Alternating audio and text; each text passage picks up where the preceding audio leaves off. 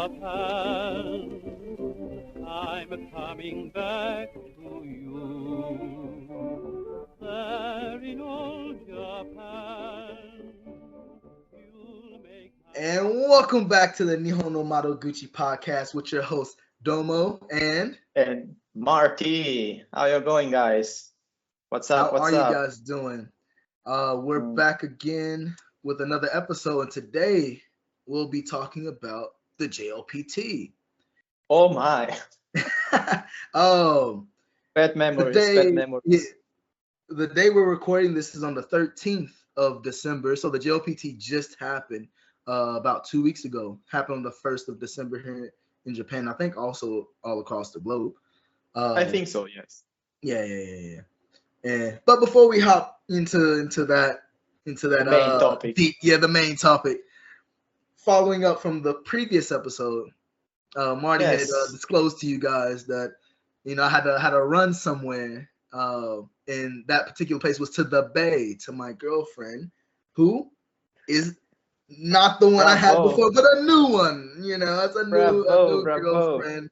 Arigato. Hey, I'm not married yet, like someone I know. So I'm on my way there. Baby steps. Baby steps indeed. But that's all I wanted to say. Yeah, right? I won't go. Actually, I mean, true. In a couple of years, maybe I'll be where you are. Who knows? Right. But I will be ahead. That's true. You'll be the senpai in marriage. But as you can see, I have already the boldness of the married man. So you will be there too.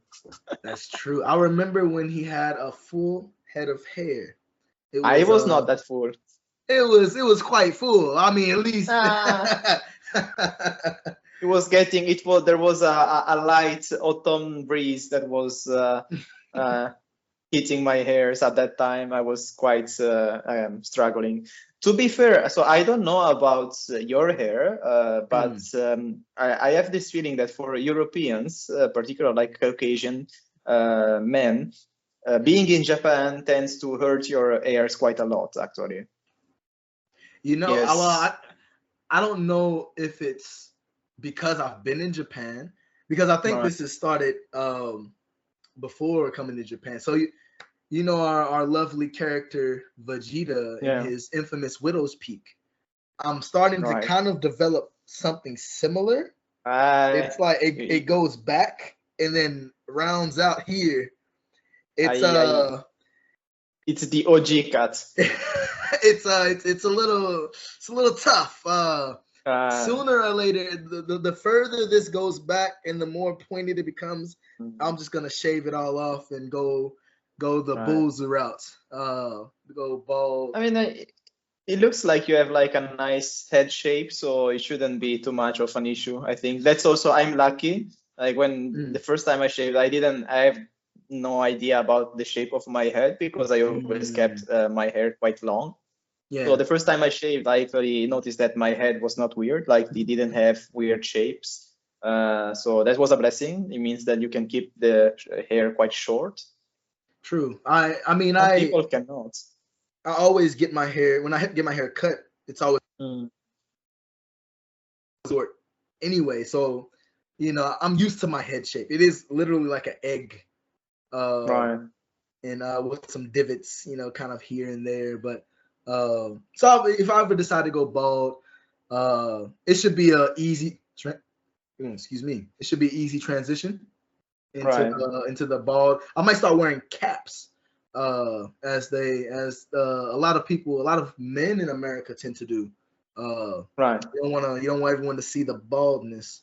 But honestly, it's not related to Japan, but one of the things that I love about being bald is that I can wear hats without having any issue. So I like hats, but when I had long hair, when I wear hats, like then it kind of messed up with my, so you want to call it hairstyle. It was not really a style. It was more like it tended to leave a weird shape. But now there is nothing to leave a shape on, so I'm quite enjoying the new life with a lot of hats. That's beautiful. That's beautiful. There was a time in my life, back when I was in America, I think maybe end of high school, maybe right after I graduated, I had a hat phase. I was wearing all different types of hats. I had different color hats. And it's not uncommon to see in the African American community.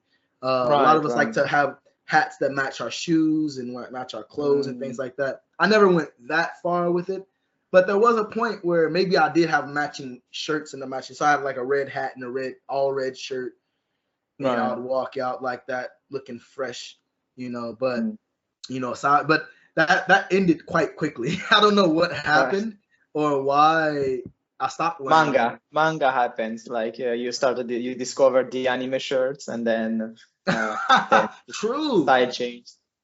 True. You can't be wearing hats with the anime shirts. It just doesn't work out. But I remember the first time we met in Kyodai. So we were going to a field trip together when we were during our year exchange in Kyushu University, and it was planned that to meet each other because we didn't know each other at the time. So in order to have everyone meet and like make some friendship and know each other, the university organized a field trip. I think we stayed one night outside. Like there was a hotel reserved for us and everything. And I remember the first time I saw Domo, was wearing this huge, like very flashy Dragon Ball Z T-shirt.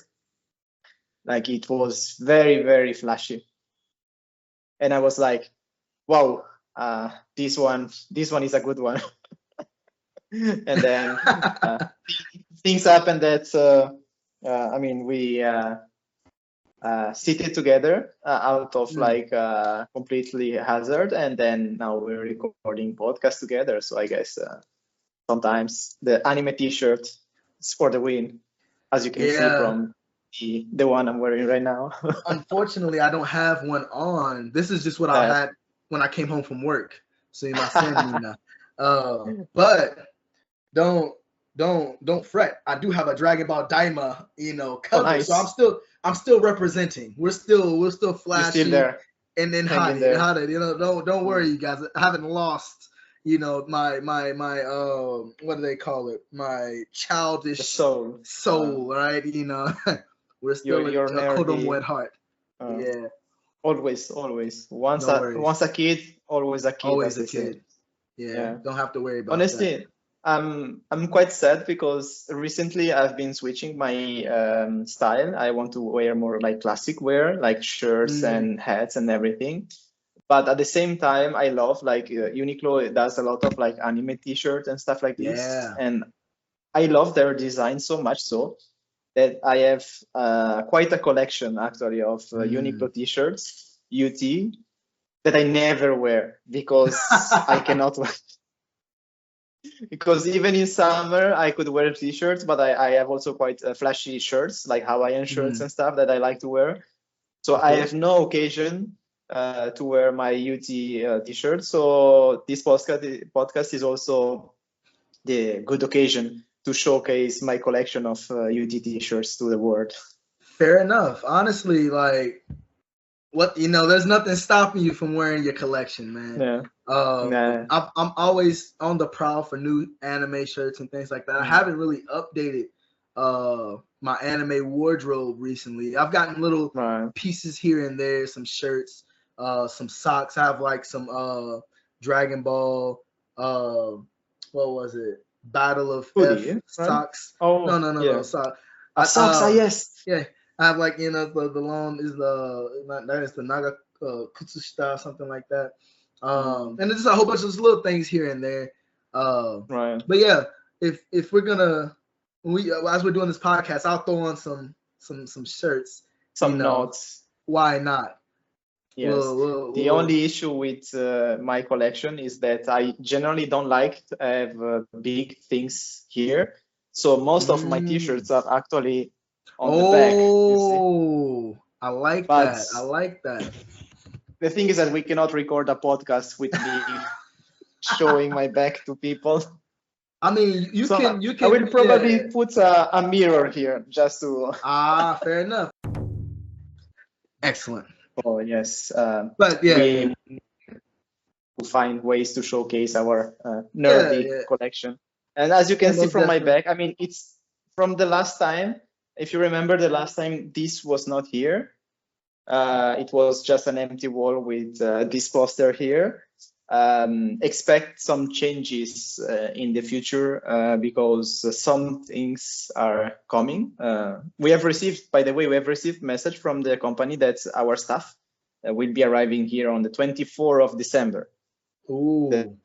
We sent half of our stuff from by boat from Japan. Oh. So yes. And I think it takes usually about 3 months, to get from Japan to anywhere by boat. Yes. The thing is that right now, since the Red Sea is closed, you have in Sudan, you have people attacking the boats. Like right or wrong, that is not the theme of this podcast. But the issue is that many boats decided, for safety reason, not to take the Red Sea and get into the Mediterranean. They do all the circumnavigation of Africa and then come back from north. So actually, our staff left Japan and then reached the Netherlands, and then it will be back to us from the Netherlands, despite us one of the biggest. Here in Nice is one of the biggest. How do you say, Minatomachi port?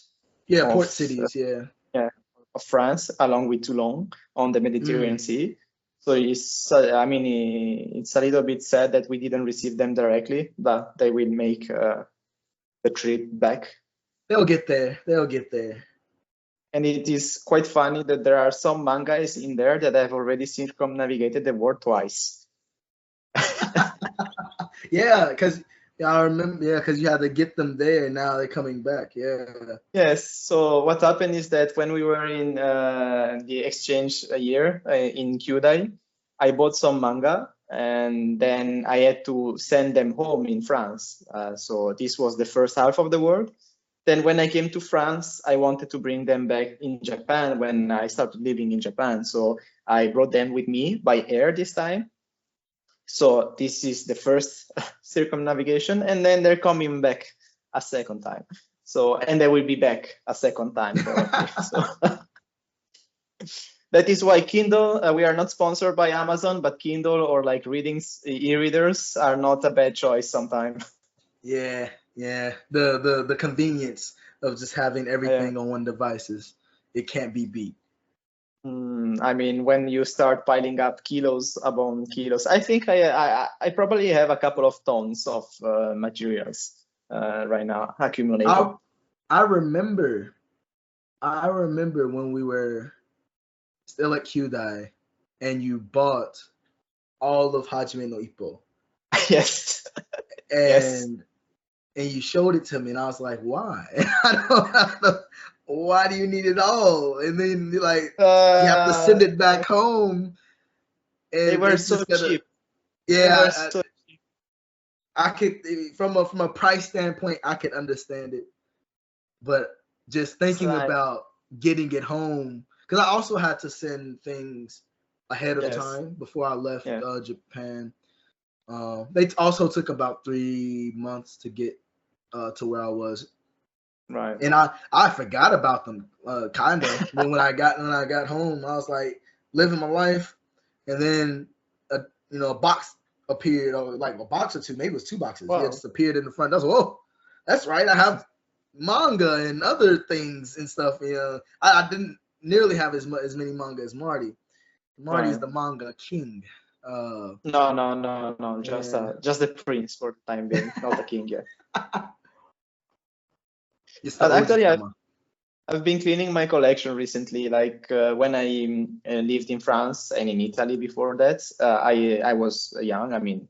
I'm still young for normal society standards, but when I was a kid, let's say, I used to buy a lot of mangas. And when you start discovering things like it's a new passion and everything, you can't buy everything you're building up your taste. So some things are good and some things are less good, or some things are more high cuisine, some things are more fast food, which both are good. But when you grow up, you kind of start thinking about things also space-wise. And when you don't have enough space, then you have to part ways with a portion of those materials that you have accumulated through the years. So I'm kind of getting rid of the surplus, let's say. No, yeah. It's one of the reasons why I like that specifically is one of the reasons why I haven't really bought too much manga, nor have I bought any like figurines or stuff like that. Even though I'm more of an anime watcher, right? And so even to this day, you know, the most recent anime I watched was MF Ghost.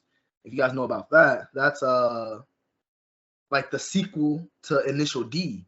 So it's a racing. It's a racing, I saw you posting that on Instagram, actually. Yeah, I was like on the last episode of season 2. I was like, it's been a ride, you know. So, well, you know, and then if I really like it, then I'll go out and buy the manga. I want to know what the next arc is gonna be about, and I'm kind of leaning towards you know doing that. And so I do that. I'll do that for a handful of really good anime that I really like. Right. So I have a manga collection in my other room. I might start doing my podcast in there, so I can put that behind me as well. And I have like a very small selection of different manga, and usually it's strange because a lot of my manga they start from like volume 6 or like because of I watched the anime when I finished the anime. So I don't have the initial ones, and so people will come over here and they'll be like, oh yeah, manga, let's 5, where's 1 to 4, you know? You gotta watch the anime for that. So go midnight side, you know. So but no, I get the appeal of buying manga and things like that. But when I think about having to move it and transport it, when I inevitably leave the jet program and leave this apartment, it's just I'm like, even the amount that I have now is like, I mean, it's enough to fit in a nice box, right? I could fit it all in a box. All my books that I have collected, I have a lot of books now that I think about it. Books in general, rather than just manga, like a lot of Japanese related books.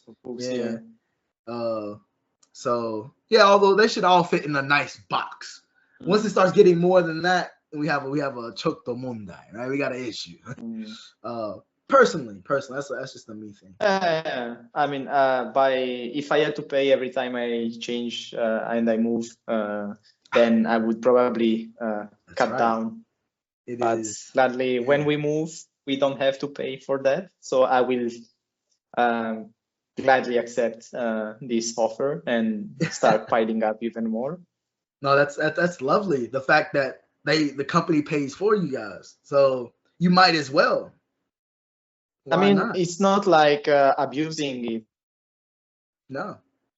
Of course, it's not like I will be moving too much stuff, but if I can move some stuff. Also, coming back to the fact that you watch the anime and then you read the manga to see what happens next, that's actually one of the reasons why, although I have bought all of Hajime no Ippo, I haven't started reading it yet. So I have 105 volumes of the manga there, and I've opened 6 of them so far. The reason being is that I have watched all the anime, and the anime covers about 60 volumes, right? So it's about half of what I have. And when I bought them, I was not really proficient in Japanese, so especially reading, and especially like a specific topic like boxing or stuff like this. So I tried many times to read from volume 1, but if you add the fact that I already know what is happening, plus the fact that it is a struggle, so it takes a couple of hours to read one whole volume, and I have never read past volume 8, so I should, now that I am better at Japanese, I should put in some effort and at least read what I've bought, and that has already done back and forth twice the word. I mean, so it's good. No, yeah. It's no, that's exactly how I feel about certain series. So like there's a isekai that I like that I enjoyed the anime quite a bit. But it's set in the fantasy world, and there's a lot of made up words, and so and then they do just use like it's more vocabulary heavy, the anime itself. So I was like, yeah, I'm gonna I watched the anime. At the time I only had one season. It's called the shortened version is called Tsukimichi, and I found the manga, and I was like, yeah, I just wanted to get it from volume 1 because I knew the story. Just wanted to practice reading some Japanese and wanted to see, if I could actually read it. I read 2 volumes and I was like, this is too much. Like it's so many words on the page. Like he just rambles. Yeah. He's always doing like an internal monologue. No. Like and I'm like, oh no. Yeah, I cannot imagine how it must feel for a foreigner that is not super proficient in Japanese to read Hunter x Hunter in Japanese, especially right now. So there are wall texts. Even reading it in English in the translation, it's quite time-consuming. So I cannot imagine. Like it is a very good manga, but reading it, wow, that must be quite some experience. But yeah. Speaking about language proficiency, so the topic of nice station here. Yeah. Do you see where I was going? I see what you did. So yeah, the JLPT. The JLPT. Just before we hop in, how did you guys do? Was there anyone that took the test? Right. What levels did you guys take? And was it difficult? Was it a breeze? Was it, ma? Just let us know. Let us know in the comment section. We'd love to hear from you guys. Oh, nice. So I didn't take the test this time around. I took it last July of 2024, and I passed. I took level N1. And I passed finally. It was my 3rd time taking the test. Omedetou. Arigatou. And otsukare-sama. Otsukare-sama desu. Yeah, it's tough. The JLPT is tough. It's how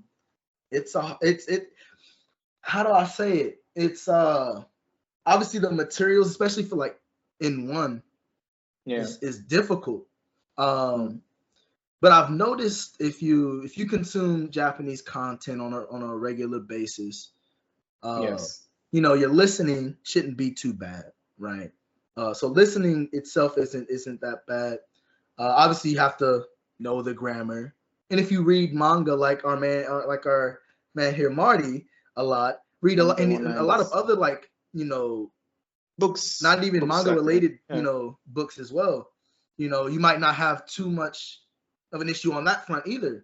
But since it is a standardized test, everything is timed.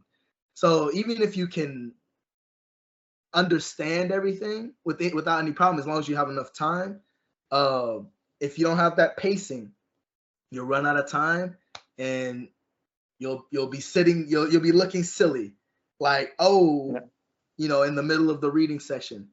And that's what happened to me 2 times in a row. I, as you guys will probably find out throughout, the various episodes of this podcast, I enjoy learning about kanji. I am a kanji otaku, as they say, and I'm currently, studying for the what they call the kanji kente. It's a Japanese kanji test that Japanese people take. That's another topic for another episode. Podcast episode. Yeah, another podcast episode. And the kanji on the N1, right? It was no issue, right? I could do that. That was fine. However, the vocabulary is there's a lot of vocabulary, and even if you know the individual kanji, there'll be words that you've never seen like appear. I know this kanji and this kanji individually, but I've never seen them put together like this. And you can guess, you can give an educated guess of how it's pronounced if you know the readings, but sometimes it's just completely different. And that element of it's quite difficult. And the big boy reading, the big boss, at least for me, of the JLPT on any level is the reading. Yeah, trying to get through. They have like short passages, medium passages, and then long passages, and the amount of questions for each vary as you go on. It's if you've taken a standardized test in your home country, in America we take the SAT. It's similar to that. You just you have to skim, look for the answer, go, and it's a tough test, but it's not impossible.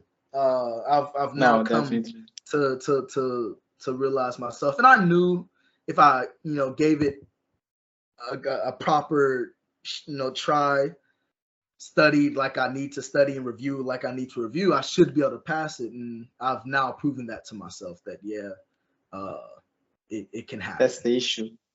Yeah. That's the issue because as a disclaimer, I still don't have N1. The reason being is that I hate studying. Like it's not even learning new things, but like the memorization part, the Anki, as they say in Japanese, it's really goes. It's completely the contrary of my way of memorizing things. That is also why I struggle a little with kanji. I have less issues with speaking, with copying the accent or the words. I can memorize them through like sounds, but having them written there, I don't have a good, how do you say, visual memory. And so if you add these two combination of not having a good visual memory and not liking to memorize things, it means that every time I tried the N1 twice, twice I said to myself that I would study for that. And twice I didn't study for that. And honestly, it's a little bit, as they say in Japanese, kuyashi. Because the first time I tried the N1, I failed for 1 point. I got 99 out of 100, and all of them were above the passing rate, but it was the average. But like, if I had failed, so the first time I tried the N1 was rather a test to see how is my natural level of Japanese. Of course, it's a little bit stupid. Because N1 is very important to work in Japan, that I'm aware of. But I was curious to see, without studying, how organically was I able to build up my Japanese level. So there was also a little bit of, how do you say, pride, misplaced pride in taking the test without studying. Yeah. But honestly, failing by 1 point, I would have preferred to failing by like 20 points. And then, okay, this was like a humility lesson. But failing by 1 point, you're like, I was this close. And the second time I failed by 3 points. So you can imagine how this was quite a hit in the morale of not wanting to try it anymore. I should study properly. And but nonetheless, without studying, if you read Japanese content, I think it is the best way to proceed, at least for the session. Maybe there are people like me that don't like studying with like books, like academic books and stuff. And I noticed that the more you read, even if you read about topics that interest you, naturally your proficiency goes up. I mean, it's obvious, Captain Obvious, yes, but nonetheless, it's quite a tips, starting from manga and then switching to novels and a specialized book. Also train your mind into reading some more difficult or structured texts. Then you can challenge the reading. I don't struggle too much on the reading. My big wall is the first portion, the kanji and reading and like out of context grammar points. That's one it gets me every time.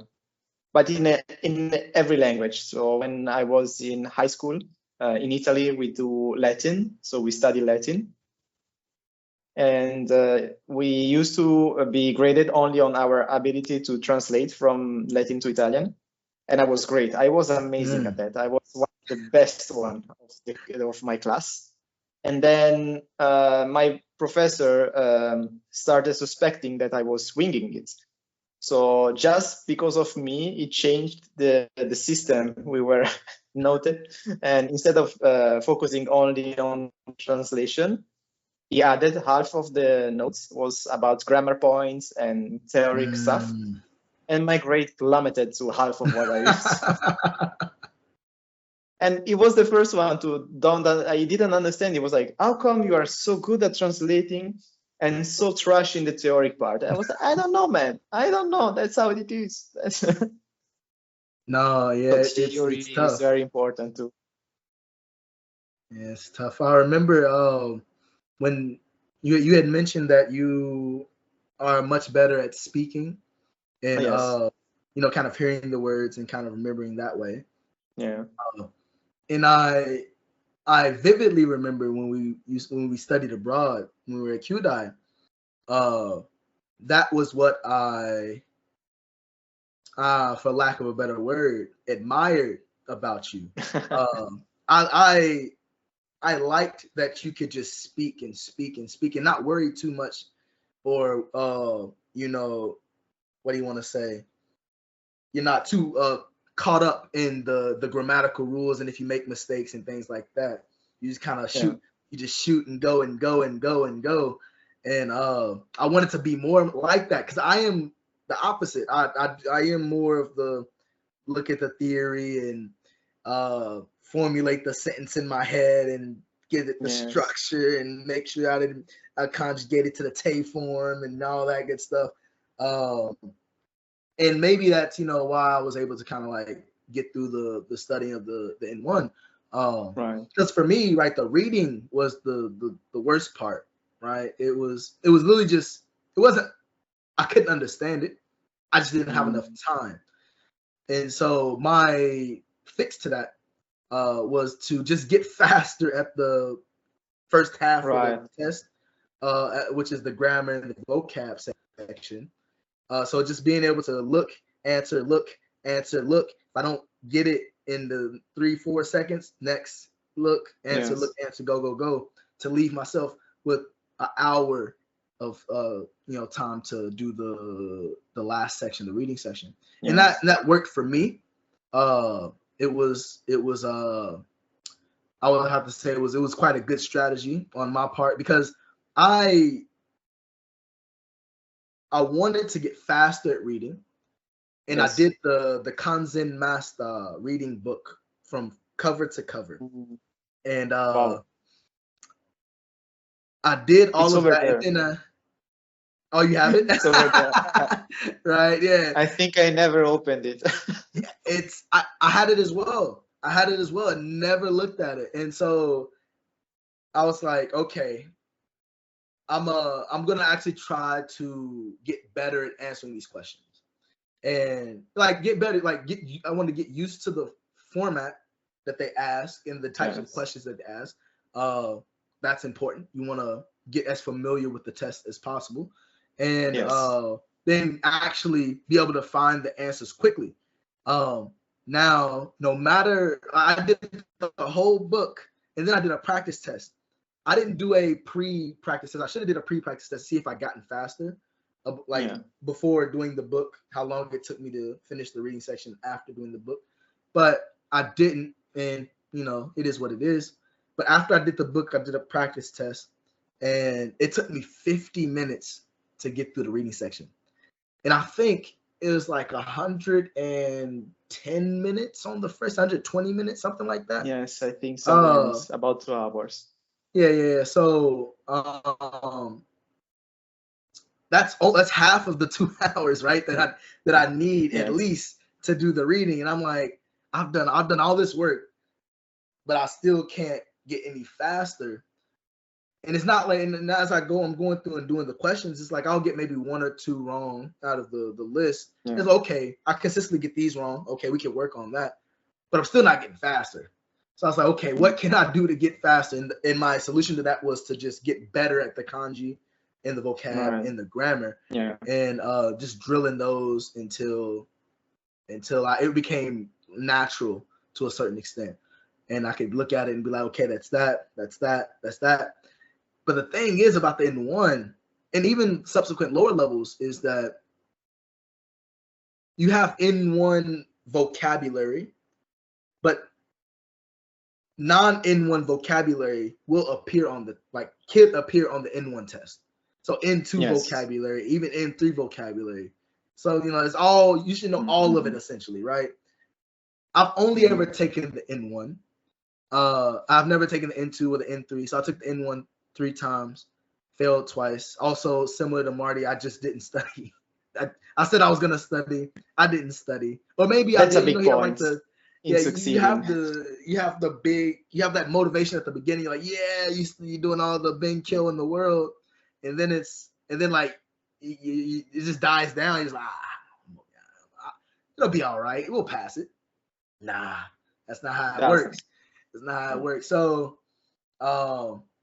right. So I did everything that I needed.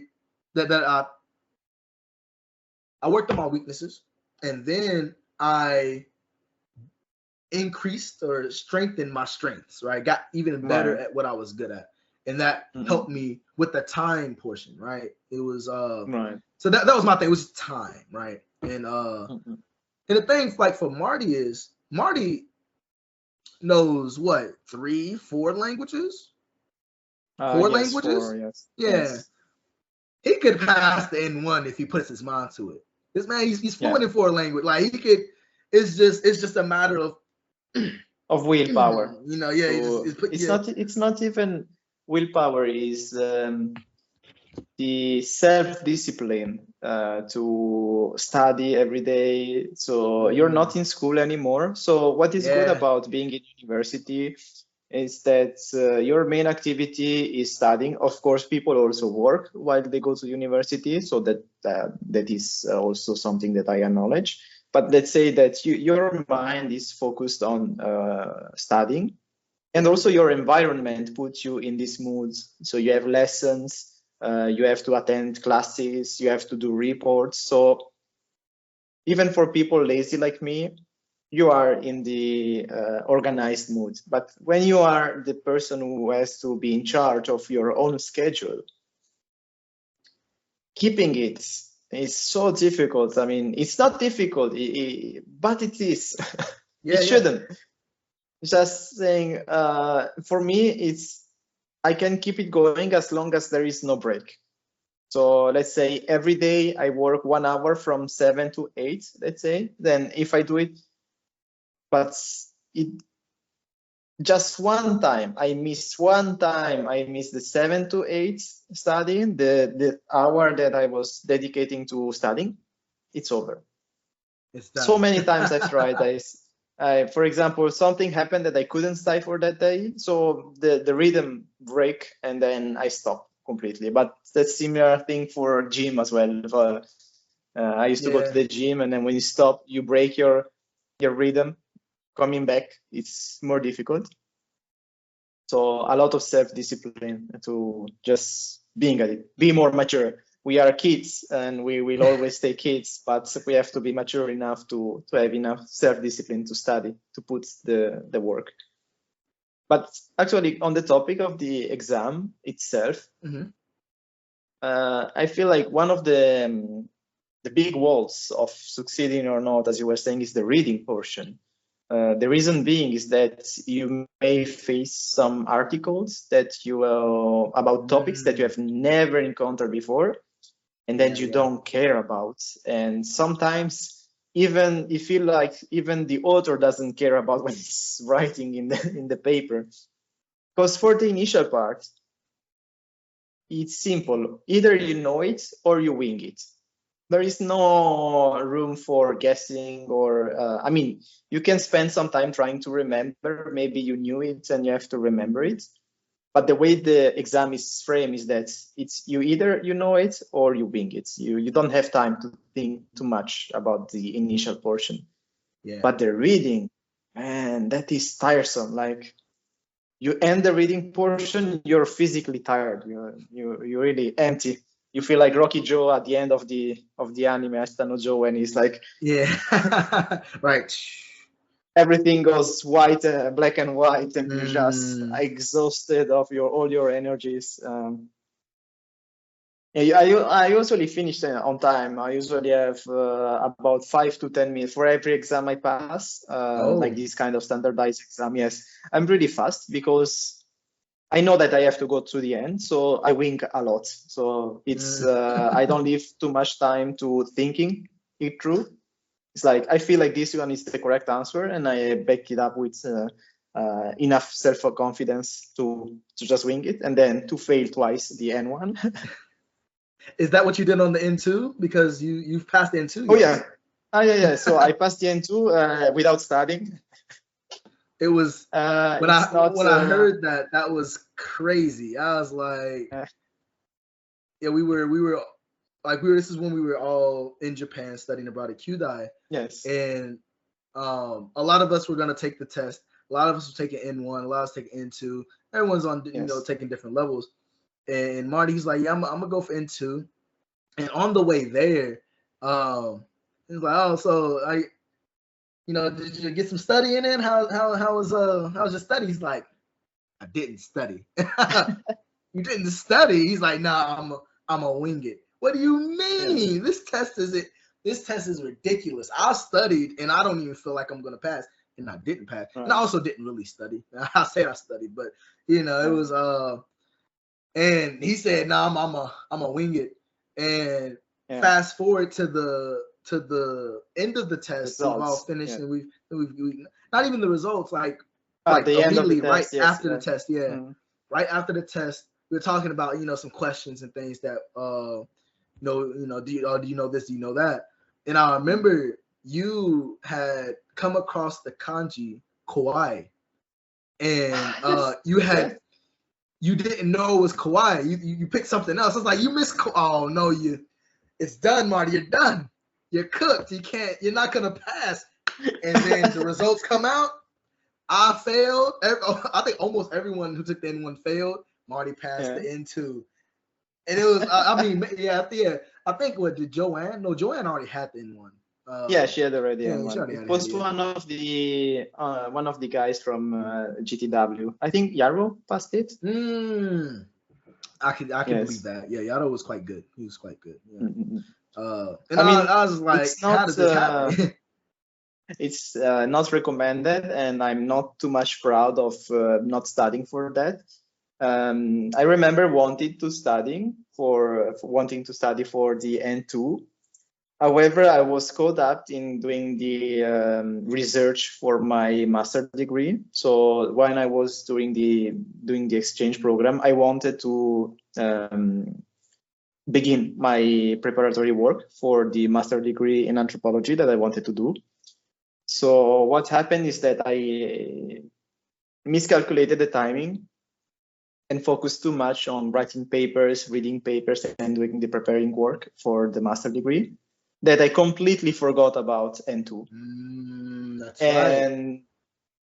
So when I think 1 month before the actual exam, I remember that I was supposed to pass the N2, and I was faced with the decision, either I start cramming from right now, or I don't study. And the reason why I decided not to study is that if I had started studying, I would have realized how much I am not prepared for this exam. So I just gave a quick look at the book, and I was understanding almost anything from the book. And I was like, if I know that if I try to study now, I will just be 100% sure that I won't pass the exam. Yeah.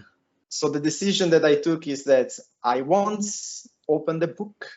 I won't study. I don't want to hear nothing about the exam, so that I don't know if I can fail or not. So I don't have the stress on me, and I just go there. And if I get it, good. If I don't get it, don't mind. And I remember, like, when we were on the bus to go to the exam, all the people stressed out, like they spent their months before the exam just studying, and everyone was just talking about N2, and so many people super stressed about the exam. And I was like, chill, guys, just you chill out. Chill, it's okay, it'll be all right. Yeah. So that I never did a mock test neither, so I have no idea how the JLPT looked like. Just give it to me, I guess.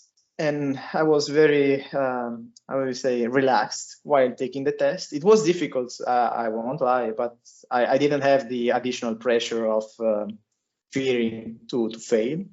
And that was a big portion of how I was able to get into, actually. That's actually like, and I remember you explaining this to me then as well.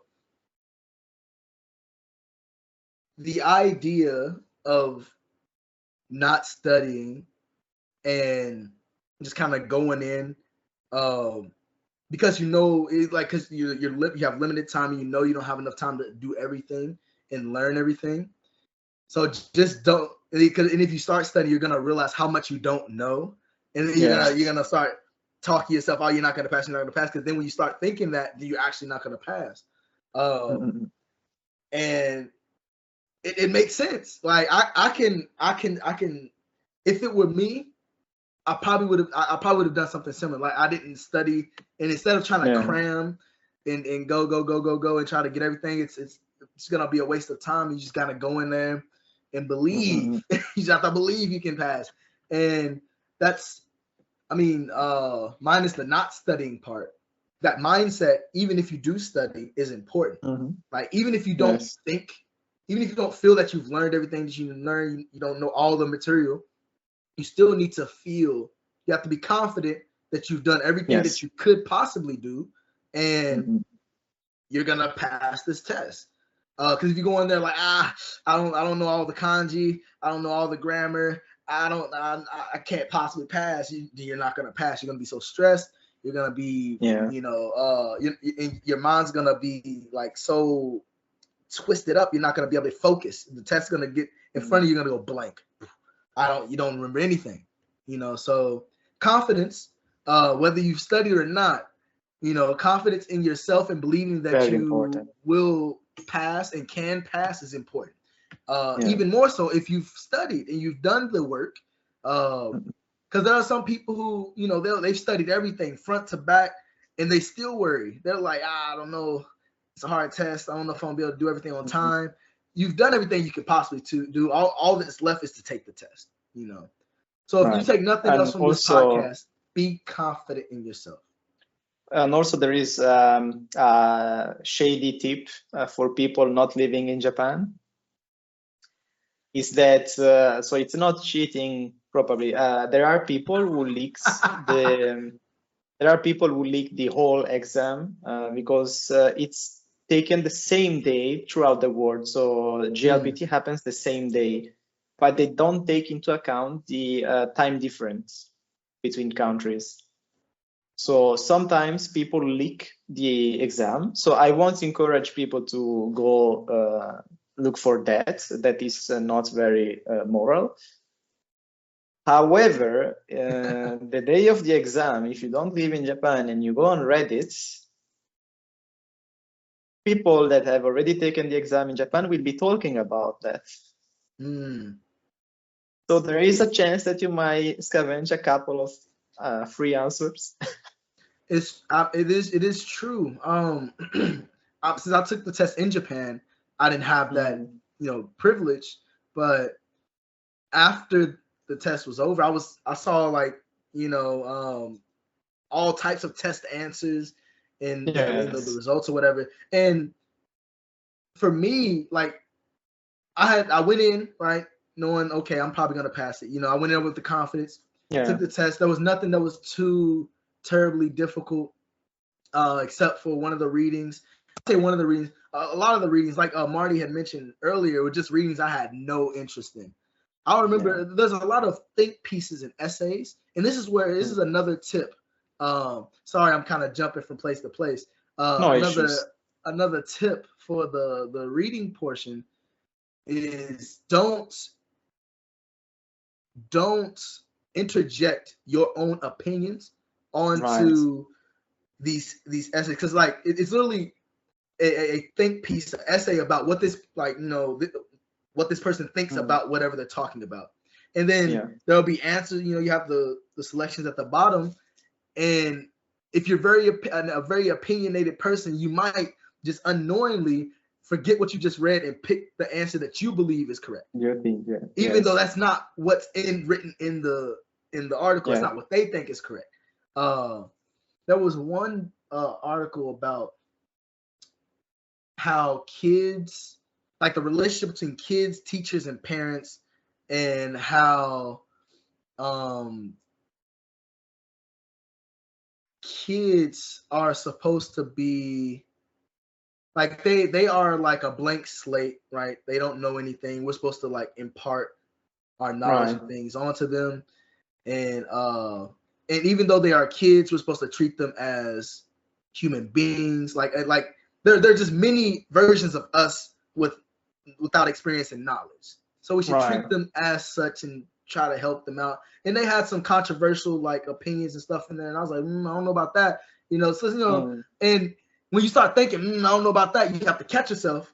And like that's not the point of this. Stop. Look at what they're saying. Read it. Just read it and find the answer. It's very important. Very important. Also, on the other end of this spectrum, sometimes you have the question in the exam where they ask you, what is between these four propositions, what is the closest thing that represents what the author is thinking and what the author is saying? To be honest, sometimes I feel like even the author does not really know what he's saying. It's like sometimes it's so confusing because they choose on purpose sometimes articles that contradict themselves between paragraphs. Yeah. So there is a slight nuance whether the introduction is the common knowledge, and then the second portion is the author opinion, or vice versa. And sometimes it's tricky because it's like, let's say, plus, minus, plus. So positive comment, negative comment, and positive comment. Sometimes just like a particle, like a Joshi, changes the meaning of what is the author. Is this the author thought, or is this the common knowledge, or is this the introduction, or is this the paragraph that the author will contradict in the following paragraph? Sometimes I remember reading the text and I was like, I'm not sure if this one is pro or con. He was like, I don't know, man. If I read an article like this in like everyday life, I would probably think that this author is not a good author. I remember, oh my goodness, there was an article about, I don't know what it was about. I tell you the truth, I read the whole thing. I had plenty of time, so if it was an article that was like hard to understand, hard to grasp, I just read the whole thing. And I read the whole thing and had no idea what it was about. It was some type of metaphor about society and in society was a bird. She like compared it to a bird, and they were asking questions about the bird. And at the time I didn't understand what the bird was even signifying, what it was about. I thought she was just like having a day at the beach and she saw the bird. She's like, she just likes nature or something. I don't read a lot of novels, so I'm not, used to that kind of like figurative language, right? Metaphorical languages and stuff like that, similes and whatnot. But it was, you'll have articles like that, and it'll tell you, it'll ask you, like literally what Marty said, which best fits what the author thinks and feels. So the answer isn't in the article. You have to read the article, understand the article, and then pick which fits best with their opinion. And like you said, sometimes it's contradictory. Just like I don't really know. It's like those are the questions. Even after doing the whole Kanzen Master Reading book, I consistently got wrong. Those subjective questions where it's I mean, there's an answer. It's in there. It's not even written in there, but there's an answer within these choices, and it's just like, what does the author really mean when they say this? I mean, he said that, so is that not what he means? What do you want me to say? So that's where I really struggled. I'm quite like the books that I tend to read are more just straightforward nonfiction books. Yes, manuals and stuff. Yeah, manuals. Obviously, I have to read manga, but it's manga, right? That's pictures and things. So it's like reading a novel, a shosetsu, is even in English was never something I really enjoy. Right. There are a few books that I do like, and maybe if I found, that particular genre in Japanese, like like the book The Giver. I don't know if you've ever read The Giver. It's quite it's a book we have to read when we're in middle school. I love that book. It was so good, and they made a movie about it. And it's kind of like I won't go into it here, but if there was we're close to conclusion also. Yeah, if we'll hear probably from here we will start seeing and listening to the closing. I don't know if you have got. There is a bonus. There is an Easter egg at the end of the episodes every time. You guys. Hopefully, you catch on to that. If you live in Japan, you've probably caught it. You will catch that, yeah. You'll know. But if I could find a book similar to that in terms of like genre, I would probably love it. I would probably devour that book. But I read a lot of kanji related books, a lot of language, just like knowledge, like Japanese language stuff, linguistic books as well. So that's why I tend to struggle more with the opinions, the essays, the opinion pieces. It's like, okay, I read this thing. I don't really know what they mean, what they're trying to say, but I read it. I can understand it. I could read the words, and that's fine. But what is your meaning? Yeah. One good piece of advice that I was given is that to read Japanese newspapers.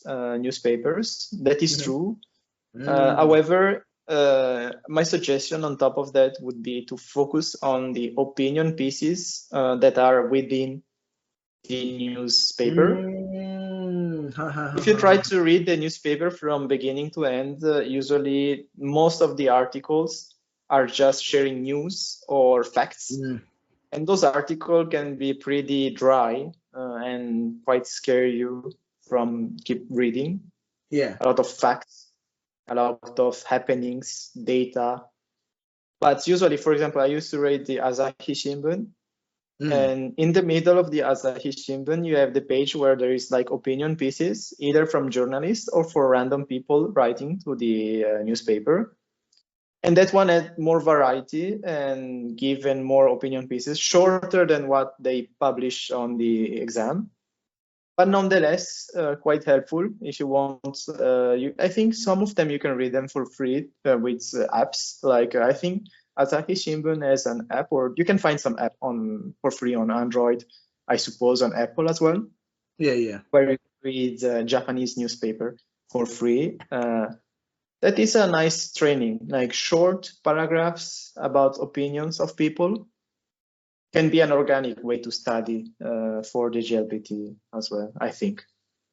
No, it's I can't remember exactly what the name of the app is called, but there is a like an NHK like app. Oh yes, I think it's NHK. Like it's like easy. They do have it, yes.